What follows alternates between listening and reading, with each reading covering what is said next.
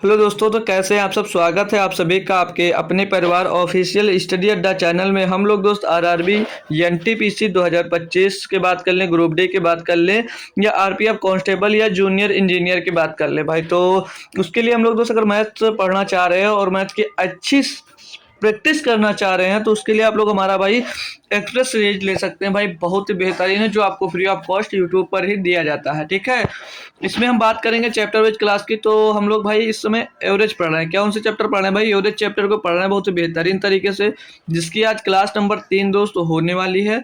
जो आपकी chapter wise classes चलती हैं वो दोस्त चलती है मंडे टू फ्राइडे। ठीक है, जो चैप्टर वाइज क्लासेस हैं भाई वो मंडे टू फ्राइडे चलती हैं। और जो हम इसमें प्रैक्टिस सेट भी आपको दोस्त करवाते हैं, इसमें हम लोग भाई प्रैक्टिस सेट भी आपको सॉल्व करवाते हैं। तो प्रैक्टिस सेट जो सॉल्व होता है वो सैटरडे और संडे भाई प्रैक्टिस सेट इसमें आपको दिया जाता है, जिसमें प्रैक्टिस सेट होता है जो प्रीवियस ईयर पेपर आपका हुआ है वही सीधे सीधे सॉल्व कराया जाता है। क्वेश्चन ये नहीं कि हम इंपॉर्टेंट क्वेश्चन बहाना बताना रहता ना कि हम 20 इंपॉर्टेंट मोस्ट इंपॉर्टेंट क्वेश्चन छांट के लाए आपको प्रैक्टिस करवाते हैं। भाई मतलब क्या है?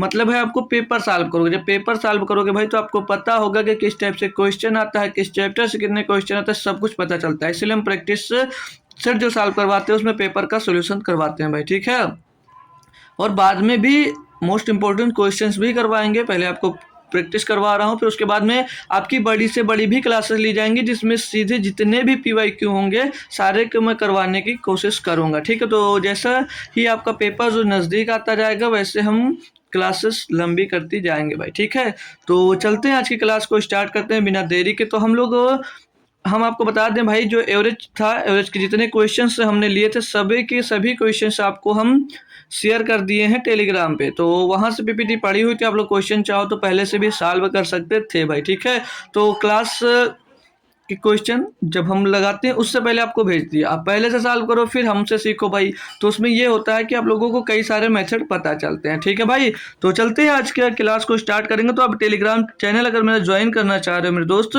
तो सभी लोग ज़्यादा से ज़्यादा लोग टेलीग्राम चैनल ज्वाइन करो और ज़्यादा से ज़्यादा लोगों को चैनल पे जोड़ो, नए लोगों को। ठीक है, ताकि हमारी भी क्लासेस उन तक पहुंच सके। तो टेलीग्राम चैनल पर जुड़ने के लिए आप लोग भाई ज्वाइन टेलीग्राम, मतलब जो लिंक है उसकी टेलीग्राम ग्रुप की, वो आपको भाई कमेंट बॉक्स में पिन की गई है, तो वहां से टच करके सीधे ग्रुप में पहुंच जाइएगा। तो ये क्वेश्चन जो है हम भाई आपको होमवर्क में दे देते और बात करेंगे भाई कि आंसर्स की। तो शायद किसी ने आंसर किया था, हमको याद नहीं है क्योंकि कल क्लास भी नहीं हुई आपकी भाई। तो चलते हैं इसको सॉल्व करते हैं। तो जो सॉल्व किया हो भाई वो पहले आंसर दे सकता है, बाकी जिन्होंने नहीं सॉल्व किया है ध्यानपूर्वक इस क्वेश्चन को देखेंगे भाई। दिया कि द मीन, नहीं हिंदी में पढ़ेंगे भाई, 20 प्रेक्षण का माध्य जो है वो भैया कितना दिया है? 22.5 है। ठीक है, 20 जो प्रेक्षण है उनका जो माध्य है वो 22.5 है। एक प्रेक्षण को गलती से 25 के बजाय 25 में दोस्त देखो थोड़ा सा गलती हुआ, 25 के बजाय -25। ठीक है, 25 के बजाय -25 के रूप में नोट कर लिया गया था। सही माध्य ज्ञात कीजिए। भाई इंग्लिश में चेक कर सकते हो। ठीक है, तो हिंदी में अगर गलत हुआ करे तो इंग्लिश में क्वेश्चन एक बार चेक कर लिया करो। ठीक है, तो मतलब उसको क्या करना था, जो 20 प्रेक्षण थे उसका माध्य यहाँ पर आपको दे दिया गया है। आपसे क्या बोला है कि जो एक प्रेक्षण में गलती कर दिया उसको लेना था प्लस का 25, लेकिन उसने ले लिया भैया गलती से क्या, माइनस का 25। तो अब क्या करे? तो पूछ रहा है कि सही माध्य आपको निकालना है, क्या होगा? सही माध्यम को निकालना है। तो चलिए सही माध्यम कैसे निकालते हैं देखिएगा। तो हम लोग अगर विचलन की बात करते हैं, ठीक है, विचलन की बात करते हैं, डेविएशन की बात करते हैं, तो कितना होगा इसका डेविएशन? ठीक है, पहले डेविएशन की बात कर ले हम लोग भाई। इसका डेविएशन कितना होगा भाई? डेविएशन को हिंदी में भाई विचलन बोला जाता है। ठीक है भाई, विचलन बोला जाता है। इसी पर हम सारे क्वेश्चंस करते हुए आ रहे थे भाई। तो डेविएशन की बात करेंगे भाई। देखो अब उसको लेना कितना था? 25, उसने ले के लिया भैया -25। तो हम 25 से जितना, देखो क्या होता है जब हम पूरा यहाँ से, चलो इधर निकाल के दिखा देते हैं आपको भाई। अगर मैं बताऊं, देखो पहले कितना था प्रेक्षण भैया? 22.5 था भैया 20 प्रेक्षणों का औसत माध्य दिया गया था। अब इसमें हमको क्या जोड़ना है? इसमें जोड़ना भाई जितना सही लेना था उस सही में से जो गलत लिए उसको घटा देते हैं भाई। तो यही आपका डेविएशन हो जाता है। तो आपका भैया सही था 25, आपने उसमें घटाना क्या भैया? उसने -25 ले, तो -25 से घटा देंगे भैया। तो इस माइनस से ये माइनस अंदर पिलेगा, जब अंदर जाएगा दोस्तों प्लस का हो जाएगा।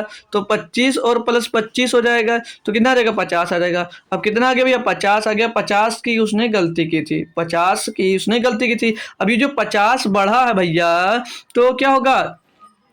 जब ये एक फैमिली में जाएगा समझ लीजिएगा, तो बटेगा टोटल फैमिली में कोई सामान है या 50 है, या आप लोग समझ लीजिए केक है भाई, केक कटा तो बटेगा सभी में भाई, तो 20 प्रेक्षण थे तो 20 में बटेगा। तो ये जो 50 बड़ा है भाई, क्योंकि जो औसत होता है तो सभी के लिए कॉमन होता है, तो 50 जो भैया वो 50 जो बड़ा वो भैया 20 में बराबर बराबर बांट दिया जाएगा। ठीक है, बराबर बराबर बांट दिया जाएगा। अब ये जो आएगा ना भाई, ये आपका क्या आ जाएगा, सही माध्य आ जाएगा भाई। तो ये 22.5 हो जाएगा, 22.5, और ये 20 दूना 40 और 20 पंचे 2.5, यानी कि भैया 25 आ जाएगा। कितना आ गया भैया, सही माध्य इसका कितना हो जाएगा, 25 हो जाएगा। क्वेश्चन लाजवाब था, होप करूंगा सभी भाई को पसंद मतलब समझ में आया होगा। पसंद तो आएगा ही, है ना भाई, पसंद आएगा या नहीं आएगा, कोई दिक्कत है, कोई परेशानी है, बताओ भाई। चलो नेक्स्ट क्वेश्चन पे चलो। और अच्छे अच्छे क्वेश्चन है, लगभग इसी टाइप का क्वेश्चन है ये वाला। इसमें दिया है कि 100 प्रेक्षणों का माध्य 50 है। 100 प्रेक्षणों का आपके बार माध्य कितना दे दिया, 50 दिया हमको। बोला जा रहा है यदि प्रेक्षण 50 को 150 से बदल दिया जाता है तो नया माध्य क्या होगा। अब इसको आप लोग कोशिश करेंगे लगाने की, फिर आपका भाई बताएगा भाई। इसमें हो सकता है आप लोग गलतियां भी कर सकते हो, इसमें आप लोग गलती भी कर सकते हो, तो यहाँ पर ध्यान क्या देना है, याद क्या रखना। देखता हूँ भाई कि कौन लोग इसका आंसर सही देने वाले हैं। ठीक है भाई, तो सभी लोग अच्छे से क्वेश्चन पढ़िएगा, फिर आंसर निकालने की कोशिश करना भाई। तो जो 100 प्रेक्षण है उनका जो माध्य दिया भैया वो 50 दिया गया है। फिर से अब क्वेश्चन में क्या कहा आपको, 50 को 150 से बदल दिया गया, तो कितना बढ़ जाएगा, कितना बढ़ जाएगा। तो अभी हमने जोड़ा था, तो गलती से इसको जोड़ मत देना। क्यों, क्योंकि न तो जोड़ना है, ठीक है, जोड़ना नहीं है, क्योंकि 50 में से आप लोग 100 150 जोड़ दोगे तो 200 हो जाएगा, यानी कि 200 बढ़ेगा नहीं भाई। अब यहाँ पर देखो, ये जो 50 बोला ना कि 50 के बजाय सॉरी 50 को 150 से बदल दिया गया है, तो पहले से 50 तो उसमें था, लेकिन अब 50 की जगह पे क्या रख दिया गया है, 150 रख दिया गया है। तो जो भैया जो योग होगा इनका कितना बढ़ जाएगा, तो 50 की जगह पे 150 रख दिया गया, यानी कि 50 को हटा दिया गया, उसके बजाय बोला जा रहा है। ठीक है, 50 को 150 से बदल दिया गया, तो 50 की जगह पे अब 150 रखा गया, तो बढ़ा कितना होगा भैया, 100 ही तो बढ़ा होगा भैया, 100 ही तो बढ़ा होगा मेरे दोस्त। जी सर, अभी जो 100 बढ़ा वो किस में बटेगा, सभी में बटेगा भाई, केक कटेगी सब में बटेगी। तो भैया 100 बढ़ा, इसमें जोड़ देंगे 100 बटे, तो 100 से भैया इसको डिवाइड कर देंगे, कितना आ जाएगा, 51 आ जाएगा, 51, यानी कि जो नया माध्य होगा वो कितना होगा, 51 होगा। तो बात ध्यान रखना भाई, बहुत बेहतरीन क्वेश्चन है।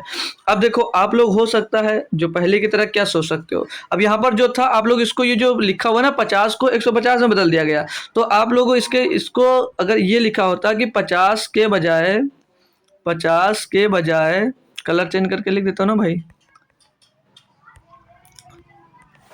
50 के बजाय 50 के बजाय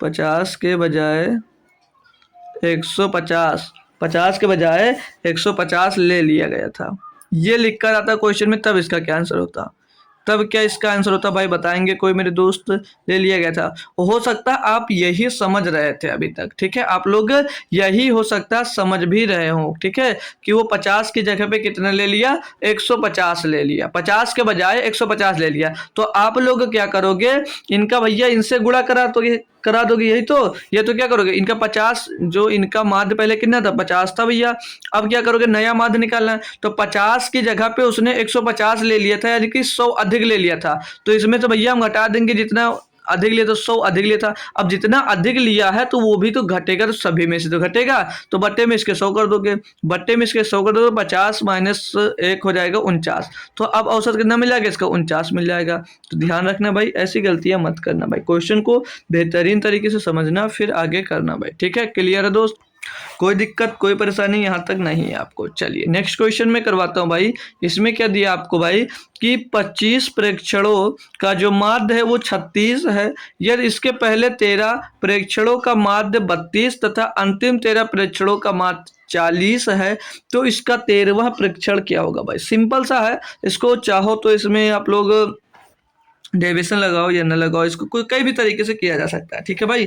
तो चलिए मैं डेविएशन से अगर बताऊं तो इसको भैया इधर भैया क्या दिया है, इधर लिख लो, तो 25 प्रेक्षणों का माध्य मतलब 25 प्रेक्षणों का माध्य कितना दिया, 36 दिया गया जी सर, और पहले 13 प्रेक्षणों का जो मान्य है माध्य है वो 32 दिया गया है, और नेक्स्ट जो अगले 32 भाई लिखना है या 33 किलो जा रहे हो।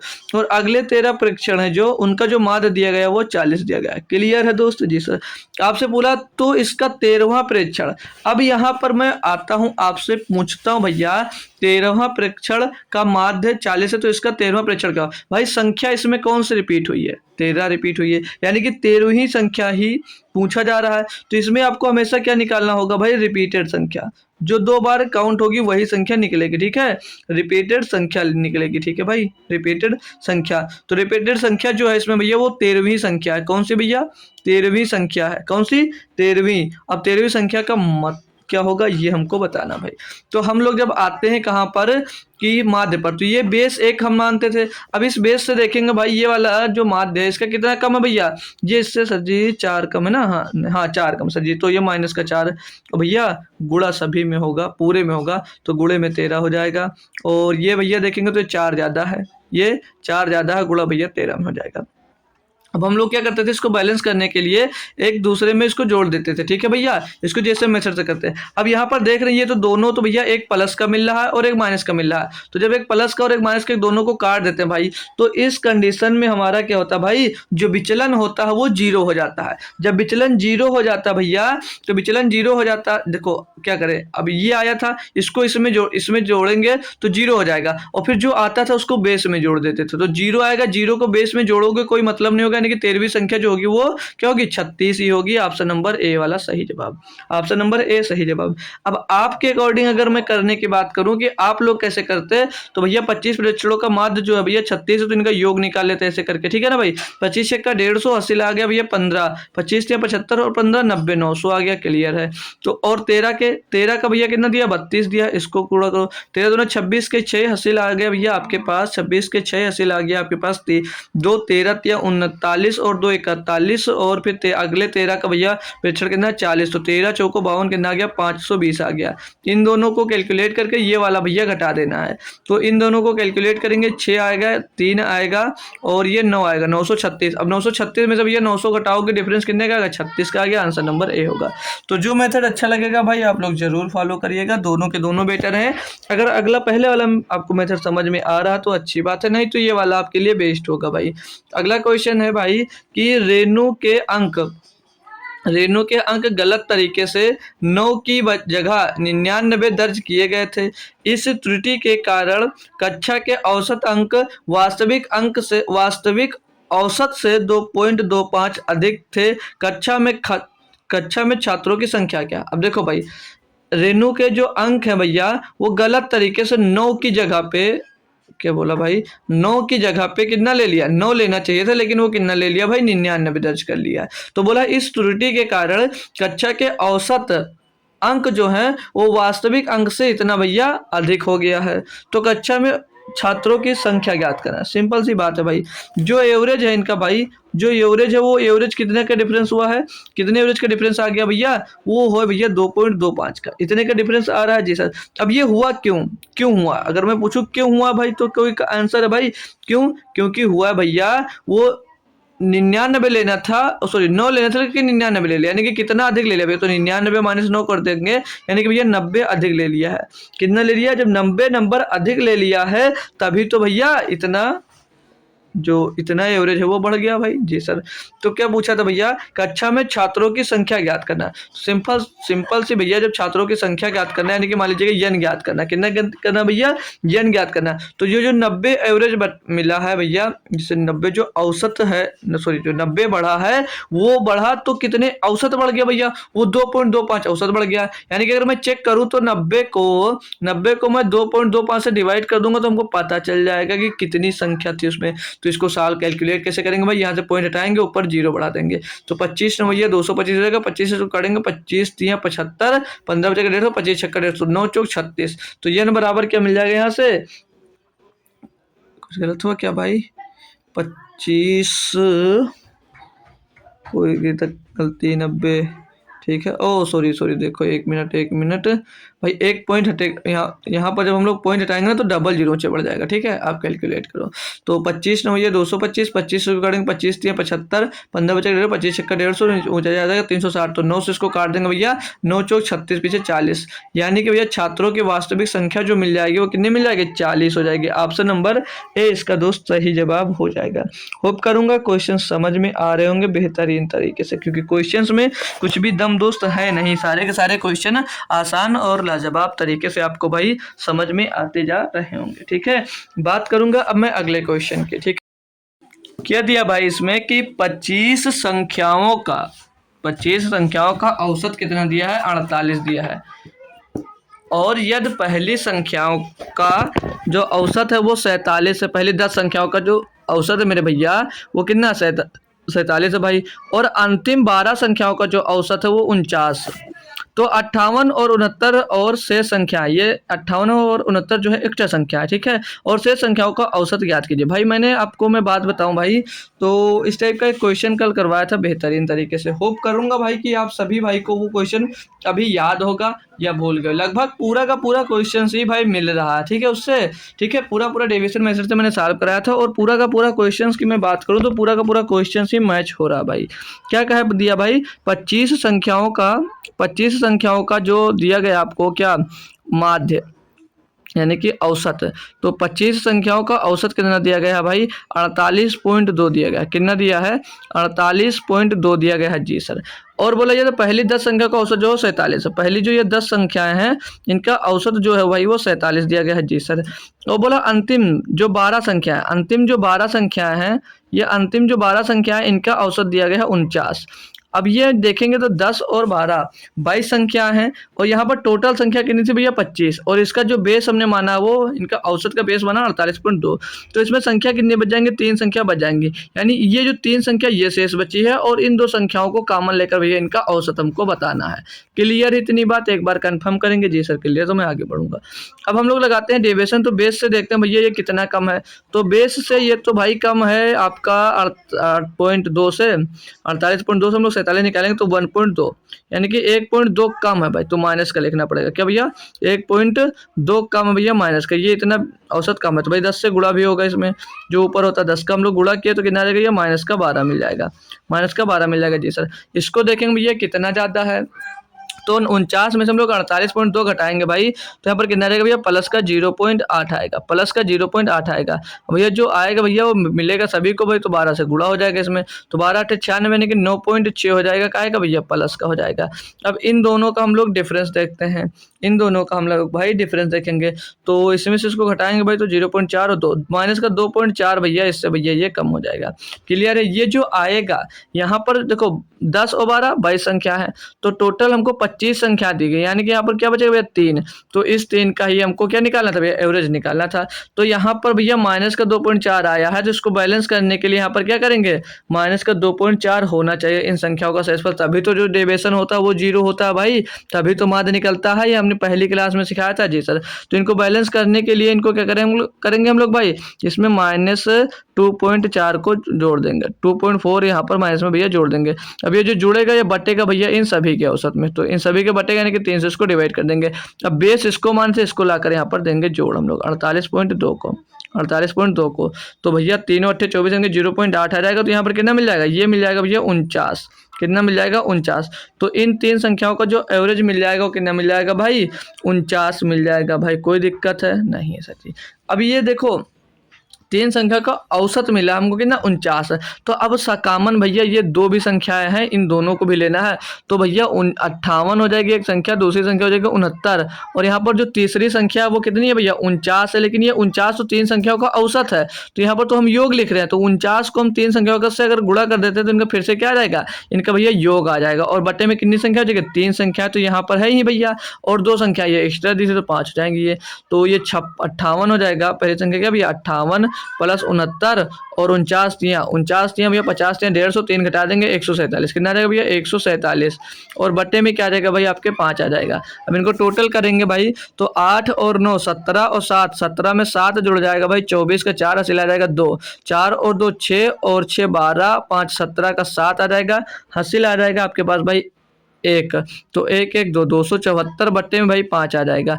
डिवाइड करेंगे इसको, हम 25 हो जाएगा भैया, 2 बचेगा 24 होगा, 5 चौक 20.8 भैया, तो 54.8 इसका क्या हो जाएगा भैया, नया औसत हो जाएगा, जो कि ऑप्शन नंबर बी में हमको भाई दिया गया था। भाई क्वेश्चन लाजवाब था, होप करूंगा सभी स्टूडेंट्स इसको लाजवाब तरीके से करने में सक्षम रहे होंगे, है ना भाई। बताएंगे कोई भी किसी भी प्रकार की समस्या आ रही हो इसमें तो बताएंगे, नहीं होगी ना भाई। आप लोग बड़े इंटेलिजेंट हो यार, होगी नहीं समस्या, है ना भाई।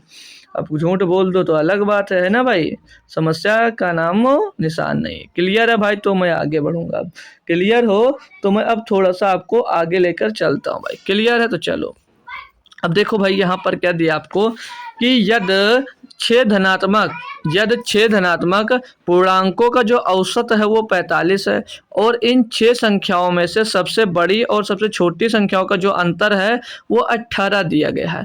इन 6 पूर्णांकों में से सबसे छोटी संख्या के लिए न्यूनतम संभव मान क्या है भाई, न्यूनतम संभव मान क्या होगा। क्वेश्चन बहुत ही इंटरेस्टिंग है, बहुत मजा आने वाला भाई। जो यदि 6 धनात्मक पूर्णांक हैं उनका औसत कितना दिया गया 45, तो उनका औसत दिया गया 45, तो मैं आपसे पूछता हूँ कि उनका योग कितना होगा। जो ये 6 संख्या है भैया, 6 धनात्मक संख्या है, लिख लो इसको भाई, 6 धनात्मक संख्या है। जो ये 6 धनात्मक संख्या, धनात्मक पूर्णांक है ना भाई, धनात्मक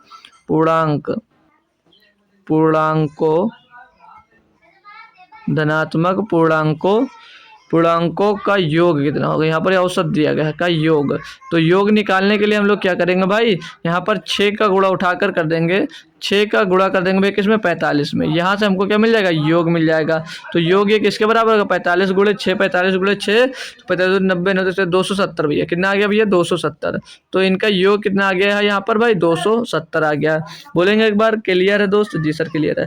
अब यहाँ पर 6 धनात्मक पूर्णांक का औसत जो 45 दिया था, और इनमें 6 संख्याओं में से सबसे बड़ी और सबसे छोटी का जो अंतर है भैया वो 18 दिया गया, ठीक है। सबसे बड़ी संख्या और सबसे छोटी संख्या का जो अंतर है वो 18 दिया है। तो इन 6 पूर्णांकों में से सबसे छोटी संख्या के लिए न्यूनतम संभव मान क्या होगा। तो भैया अंतिम जो 6वीं संख्या है वो सबसे छोटी संख्या यहाँ पर बोला गया है ना भाई। क्या बोला, 6 संख्याओं में से सबसे बड़ी और सबसे छोटी संख्या का अंतर 18 है। तो हम कोई भी संख्या मान लेते हैं और एक को मिनिमम मान लेंगे और बाकी को मैक्सिमम मानना पड़ेगा। क्यों, क्योंकि भैया ये क्या बोला है, सबसे बड़ी और सबसे छोटी संख्या का जो अंतर है कितना भैया, 18 दिया गया है। तो यहाँ पर हम लोग 5 सबसे बड़ी संख्या मान लेते हैं और जो 1 होगी उसको सबसे छोटी संख्या मान लेते हैं। क्लियर है भाई। तो अगर हम लोग बात करें कि जो सबसे बड़ी संख्या और सबसे छोटी संख्या के बीच का जो अंतर है वो कितना, 18 का है। 18 का अंतर दिया गया है जी सर, 18 का अंतर दिया गया है जी सर। तो यहाँ पर लिखेंगे, देखो स्मॉलेस्ट के लिए भाई क्या है, मतलब क्या बोला, 6 संख्याओं में से सबसे बड़ी और सबसे छोटी संख्याओं का अंतर 18 गया है। तो हम लोग यहाँ पर मान लेते हैं स्मॉलेस्ट संख्या, यानी कि छोटी संख्या। तो हम लोग छोटी संख्या मान लेते हैं, आपको कोई कॉमन सा नंबर दे देते हैं। चलो आपके फेवरेट एक्स दे देते हैं, ठीक है। आपके फेवरेट एक्स को दे दिया हमने, ठीक है। और यहाँ पर लार्जेस्ट नंबर, अब लार्जेस्ट नंबर क्या मान लो, यहाँ पर हम लोग लार्जेस्ट नंबर क्या मान लेते हैं भाई, ठीक है, लार्जेस्ट नंबर। तो लार्जेस्ट नंबर को भैया क्या बोला है कि सबसे बड़ी और सबसे छोटी संख्याओं के बीच का जो अंतर है वो 18 दिया गया है।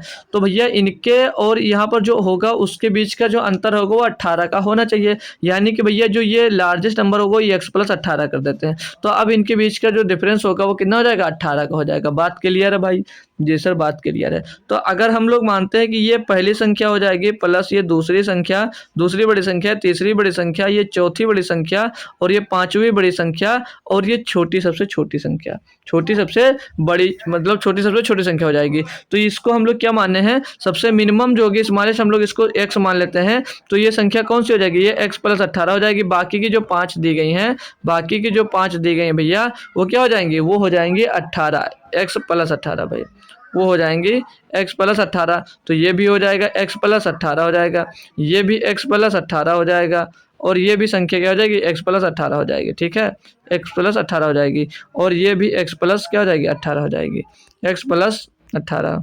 बताओ भाई, कोई दिक्कत कोई परेशानी नहीं है ना भाई, अच्छे से तो समझ में आ ही गया होगा आपको इतनी बात। जी सर, यस सर इतनी। अब ये जो बराबर है, जो ये क्या हो गया, ये मिनिमम नंबर हो गया सबसे स्मॉलेस्ट भाई, ठीक है, ये मिनिमम नंबर हो जाएगा।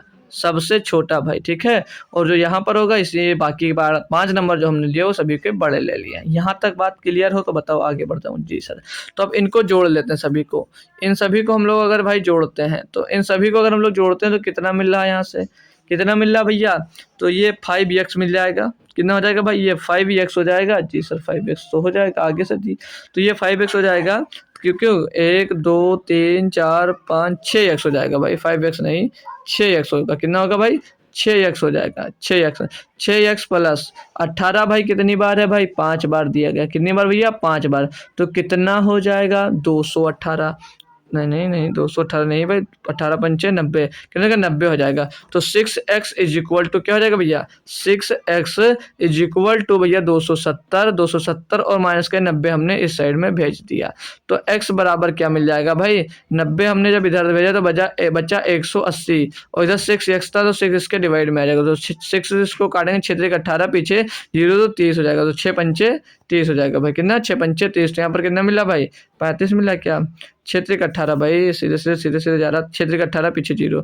तो x का मान कितना मिल गया भैया, 30 मिल गया। अब वो क्या पूछा है कि सबसे न्यूनतम मान, अब सबसे न्यूनतम मान भैया 30 ही होगा। इससे कम होता तो हम रख कर चेक कर लेते, लेकिन सबसे न्यूनतम, अगर अधिकतम पूछता यहीं पर, अगर आपसे यहीं पर जब अधिकतम पूछ लेता तब क्या करते, तब यहाँ पर रख कर भैया और उसकी बड़ी से बड़ी वैल्यू रखकर आप लोग चेक करते। क्लियर है क्वेश्चन, थम्स अप कर देंगे भाई। ठीक है, अगला क्वेश्चन में देखता हूं। अगले क्वेश्चन में आपसे क्या बोला जा रहा है कि यदि 6 धनात्मक पूर्णांकों का जो औसत है वो 45 है। यदि 6 धनात्मक पूर्णांकों का औसत 45 है और इन 6 संख्याओं में से सबसे बड़ी संख्या और सबसे छोटी संख्याओं का जो अंतर है वो 18 है। 6 पूर्णांक में से सबसे बड़ी संख्या के लिए अधिकतम संभव मान क्या होगा भाई। सेम क्वेश्चन है, बस इसमें अधिकतम संभव मान पूछ लिया गया। अब की बार 6 धनात्मक जो पूर्णांक हैं उनका जो औसत दिया गया वो 45 दिया गया, क्लियर है। अब इसमें से बोला जा रहा है कि 6 संख्याओं में से सबसे बड़ी और सबसे छोटी संख्या का जो अंतर है वो 18 दिया है। इन 6 पूर्णांकों में से सबसे बड़ी संख्या के लिए अधिकतम संभव मान क्या हो सकता है। अब की बार हमको अधिकतम संभव मान लेना है कि ज्यादा से ज्यादा कितना हो सकता है, ये बात है ना भाई। अब यहाँ पर देखो 6 संख्याओं में से सबसे बड़ी और सबसे छोटी संख्या का जो अंतर है वो 18 है। तो 6 पूर्णांकों में से सबसे बड़ी और सबसे बड़ी संख्या के लिए अधिकतम संभव मान क्या होगा। तो अब की बार हम लोग क्या करेंगे भाई, हमें यहाँ पर स्मॉलेस्ट संख्या और लार्जेस्ट संख्या माननी होंगी, ठीक है भाई। तो अगर हम लोग भाई बोले, देखो इसमें क्या है, 6 संख्याओं में से बड़ी और सबसे छोटी संख्या को जो अंतर है वो 18 दिया गया, यही दिया है जी सर। तो मैं अब की बार औसत इनका टोटल निकालता हूँ। तो 6 धनात्मक पूर्णांकों को जो औसत है वो कितना, 45 दिया गया है। तो यहाँ पर भैया पूरा टोटल निकालने की क्या जरूरत है, डायरेक्ट इसको देखते हैं हम, अगर भाई कर पाते हैं तो इसको कर लेंगे। तो अगर हम लोग इसकी पहली संख्या को x मान लेते हैं, क्यों, तो देखो अब इसमें सबसे बड़ी संख्या के लिए अधिकतम संभव मान, अब सबसे बड़ी जो संख्या होगी वो एक ही तो हो सकती है, बराबर होंगी तो बराबर बोला जाएगा। सबसे बड़ी पूछा जा रहा है, क्या पूछा जा रहा है, सबसे बड़ी। तो हम लोग बाकी संख्या को छोटी मान लेते हैं और एक संख्या को बड़ी मान लेते हैं। तो हम बाकी संख्या को अगर x मानेंगे तो 5x हो जाएगा, क्यों, क्योंकि यहाँ पर भैया 6 पूर्णांक, क्या भैया 6 पूर्णांक है। और एक को हम लोग भाई क्या मान लेते हैं, इन दोनों के बीच में कितना भैया 18 का गैप, कितने का गैप है 18। तो एक संख्या को हम लोग मान लेते हैं भैया x प्लस 18, हम लोग एक संख्या को क्या मान लेते हैं, x प्लस 18। ये औसत किसके बराबर भैया, 45। तो योग निकालने के गुणे में इसके 6 कर देंगे भाई। तो ये 5x और ये प्लस x और प्लस का ये 18 और बराबर में भैया क्या रहेगा 4500, नहीं 45 गुणे 6 है। तो 6 पंचे 30, 6 दूनी 12, 12 और 3 15, 150 हो जाएगा, है ना भाई। 6 पंचे 30 के 0 से 3 6 24 27, 270 होगा। कितना जाएगा भैया, 270 आ जाएगा। तो यहाँ से x की वैल्यू निकालेंगे तो 6x is equal to 270 minus 18 यानी कि 200 कितना रहेगा भाई, 18 घट जाएगा इसमें से तो 252 बच जाएगा आई थिंक। जी सर 252 बच जाएगा। तो x की वैल्यू निकालोगे तो x 6 चौको 24, 6 दूनी 12 भैया, x का मान क्या आ जाएगा 42, x का मान क्या आ जाएगा भैया 42। अब यहाँ पर हमको अधिकतम मान निकालना था, तो अधिकतम के लिए हमने एक ही नंबर दिया था, कितना, x प्लस 18। तो x तो भैया क्या आ गया, x आ गया भाई 42। तो अधिकतम संभव मान जो होगा वो कितना होगा, 42 प्लस 18, 42 प्लस 18 यानी कि भैया 65। कितना होगा भैया 65 होगा, वो अधिकतम संभव मान होगा। Option number A, option number A इसका दोस्त लाजवाब और सटीक जवाब हो जाता है। कितने बच्चे बताएंगे, क्वेश्चन एकदम से 2 झक्कास कन्फर्म है भाई। तो अगला क्वेश्चन मैं करवाऊंगा आप लोगों को भाई। क्या दिया है कि एक कार्यालय के सभी कर्मचारियों का जो औसत वेतन है वो 3560 रुपये प्रतिमाह है। एक कार्यालय है और उसमें जो सभी कर्मचारियों का जो वेतन है वो 3560 रुपये प्रतिमाह है। अधिकारियों का जो औसत वेतन है वो 5400 रुपये, मतलब जो उसमें अधिकारी हैं उनको 5400 रुपये प्रतिमाह मिलता है। और जो उसमें गैर अधिकारियों का जो औसत वेतन है वो 2600 रुपया है, मतलब वो अधिकारी नहीं है, ठीक है, उनका वेतन है 2600 रुपये प्रतिमाह। यदि अधिकारियों की संख्या 12 है, जो अधिकारी भैया उनकी संख्या दी गई है, तो कार्यालय में गैर अधिकारियों की संख्या ज्ञात कीजिए। भाई इसमें एलिगेशन लगा दीजिएगा कैसे भैया। जिसमें 12 ऑफिसर्स हैं, जो 12 ऑफिसर्स हैं, ऑफिसर्स, ठीक है, ऑफिसर्स, ऑफिसर्स स्पेलिंग देख लेना भाई, ऑफिसर है, ऑफिसर्स लिख लो क्योंकि ना 12 है, ठीक है। तो 12 जो ऑफिसर्स हैं इनकी जो वेतन है, औसत वेतन कितना है 5400 रुपये इनका औसत वेतन है। और जिसमें गैर अधिकारी को बोल लेते हैं हम लोग भाई नॉन ऑफिसर। क्या बोलेंगे भाई? नॉन ऑफिसर, ठीक है भाई, ये ऑफिसर नहीं है, ये हो जाएंगे नॉन ऑफिसर। जी सर जी, ठीक है, नॉन ऑफिसर। ये इनका औसत वेतन कितना भैया? 2600 रुपया, 2600 रुपया। और इनका कुल टोटल वेतन कितना भैया? सभी का औसत वेतन है सर जी 35,700, सॉरी 3560। तो यहाँ से जब हम लोग इनका डिफरेंस निकालेंगे तो भैया क्या रहेगा? वो इनकी संख्या का भैया रेशियो मिल जाएगा, इनकी संख्या का रेशियो मिल जाएगा। तो 3560 में से हम लोग क्या घटाएंगे भैया? 2600, तो 900, 860 आ जाएगा। क्या रहेगा भैया? 860 बचेगा ना भाई, 860 के बचेगा, 60 इधर बच जाएगा, 900 पूरा 960 बच जाएगा भाई। कितना बच जाएगा? 960 बच जाएगा। और 5400 में से 3560 निकालेंगे भैया तो पीछे तो 40 बचने वाला है। और आगे की बात कर लेते हैं कुछ भाई, आगे की बात कुछ हम लोग कर लेते हैं, ठीक है भाई। जी सर कर लीजिए। 0 से 0 गया 10 में, और 6 में 0 गया, 5400 में 0 में 0 गया, 0 में 6 गया, 4 बचा। यहाँ पर क्या बचा? 13, 13 में 5 गया भैया, बचेगा 8। 13 में 5 गया, बचेगा भैया, क्या बचेगा? बचेगा 8 भाई। इसे हटा के लिखो, 0 आया था, 4 आया था, 0 आया था, 4 आया था, फिर आएगा भैया 8, ठीक है, फिर आएगा 8 भाई। अब क्या करना भाई? 5 से आपको क्या निकाल देना भाई? 5 से निकालना आपको 3, 5 से निकाला 5 नहीं, इधर से हमने तो हासिल दे दिया, कितना बचा? 3, 4 बचा, 4 से 3 निकालना बचा 1, तो ये 1840 आ जाएगा। काटा पेटी 1 0 से 1 0 खत्म हो जाता है भैया, मतलब कट जाता है, खत्म का मतलब खत्म, बस समझ लेना। 4 से इसको काटते हैं, 4 से क्या कट जाएगा भाई? 4 से या 8 से भी कटा, आई थिंक 8 से कट जाएगा। 8 8 एक नंबर 8, 8 दूनी 16, यहाँ पर 12 मिल जाएगा, और 8 दूनी 16, 8 3 24, यहाँ पर 23 मिल जाएगा। तो भैया पूछा कि जो गैर सरकारी हैं उनकी संख्या बताइए। तो भैया यहाँ पर ऑफिसर्स कितने दिए थे? ऑफिसर्स थे 12, ऑफिसर्स कितने भैया? 12, यानी कि 12 बराबर, जब 12 तो 1 बराबर 1, तो इनकी संख्या कितनी भैया? 23 है। तो 1 बराबर 1, तो 23 बराबर 23, 1 बराबर 1, तो 23 बराबर कितने भैया? 23 है। तो ऑफिसर्स कितने हो जाएंगे भैया? 23 हो जाएंगे, ऑप्शन नंबर बी।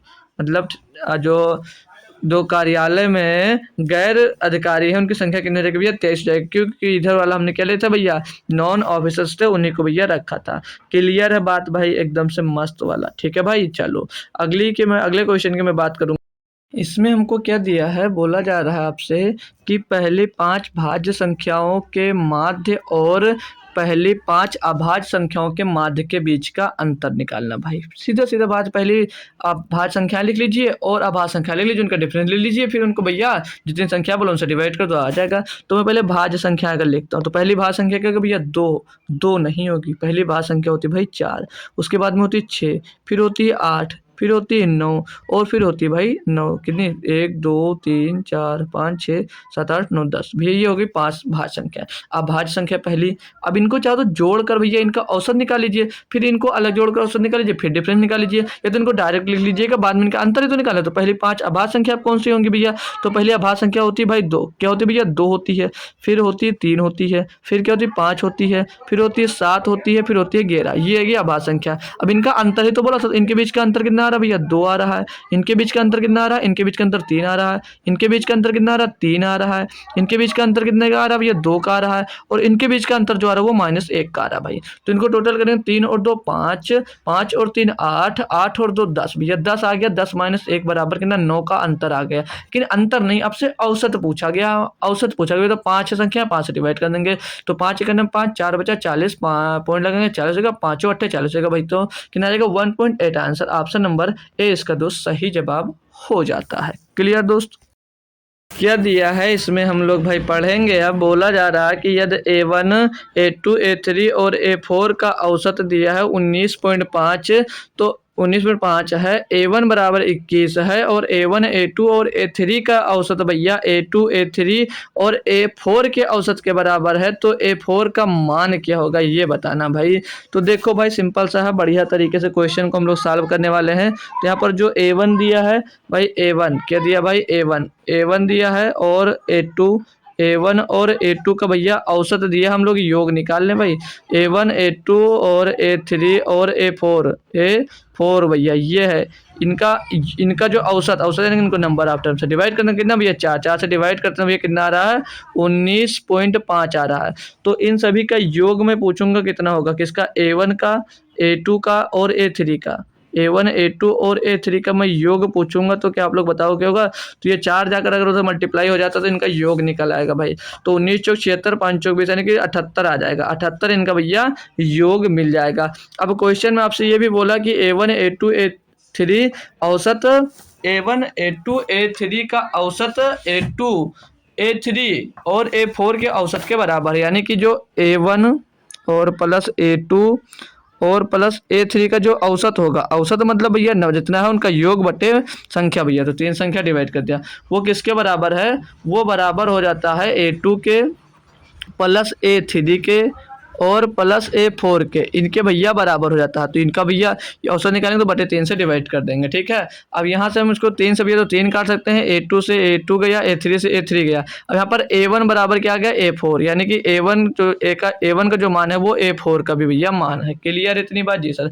तो A1 का तो मान ही यहाँ पर दिया गया था कितना, A1 का मान भैया 21 दिया गया था। तो A1 बराबर भैया A4 है, यानी कि A4 का मान आपसे पूछा जा रहा है। यहाँ पर देख रहे हो अगर मैं आप लोग अच्छे से तो बोला है तो A4 का मान क्या होगा। तो A4 का मान भी भैया कितना हो जाएगा, A4 का मान हो जाएगा भैया 21। कुछ करना ही नहीं था क्वेश्चन में भैया, कुछ करना ही नहीं था। ऑप्शन नंबर सी आपका सही हो जाता। ऑप्शन नंबर सी आपका यहाँ पर सही जवाब दोस्त हो जाता। बताएंगे एक बार क्वेश्चन को सभी बच्चे समझ गए या नहीं। सभी बच्चे एक बार बताएंगे क्वेश्चन को अच्छी तरह से भाई समझ गए, किसी भी प्रकार की समस्या कोई दिक्कत इसमें नहीं थी भाई। क्वेश्चन अच्छा था, होप करूंगा सभी लोग अच्छी तरीके से समझ भी गए होंगे, है ना भाई। तो अगर दिक्कत ना हो तो मैं नेक्स्ट क्वेश्चन की ओर आपको ले चल सकता हूँ भाई, आप लोग बता देंगे भाई। आप ठीक है भाई, तो चलते हैं। आज की क्लास को यहीं पर बंद करना होगा, कुछ हमको अर्जेंट वर्क है भाई, तो इसीलिए क्लास बंद होता है। तो ये वाला जो है 43 नंबर क्वेश्चन, इसको मैं आपको होमवर्क में देता हूँ भाई।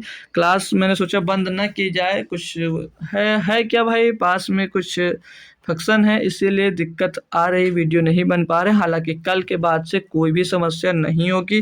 कल से कंटिन्यू आपकी जैसे क्लास चल रही थी, कंटिन्यू कल से आपकी 2 क्लासेस स्टार्ट हो जाएंगी। तो हम लोग कोशिश ये करने वाले हैं कि मार्च तक अपना सिलेबस पे फोकस करेंगे, कंप्लीट कर लें। क्योंकि जो पेपर आपका हो सकता है, जो RRB NTPC किसका भाई, वो हो सकता है अप्रैल के लास्ट वीक में, यानी कि 20 तारीख के बाद में हो सकती है डेट आ जाए।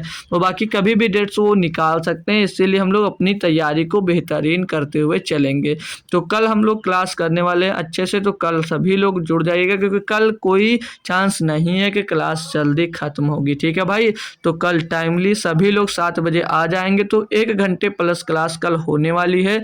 तो होप करूंगा कि सभी बच्चे लोग जरूर आएंगे। तो 43 नंबर क्वेश्चन से हम लोग भाई कल से सॉल्व करेंगे। बाकी की जो PPT पड़ी हुई है भाई, वो आपको मैं बता दूं टेलीग्राम चैनल पे पड़ी हुई है, तो वहां से खुद से एक बार सॉल्व जरूर करिएगा। जो क्वेश्चन सॉल्व हो जाते हैं अच्छी बात है, नहीं सॉल्व होते हैं तो उनको मैं यहाँ पर कल फिर से करवा दूंगा। ठीक है भाई। तो मिलते हैं आपको कल शाम को 7 बजे इसी टाइम फिर से। तो तब तक के लिए दोस्त थैंक यू सो मच दोस्तों। जय हिंद, जय भारत।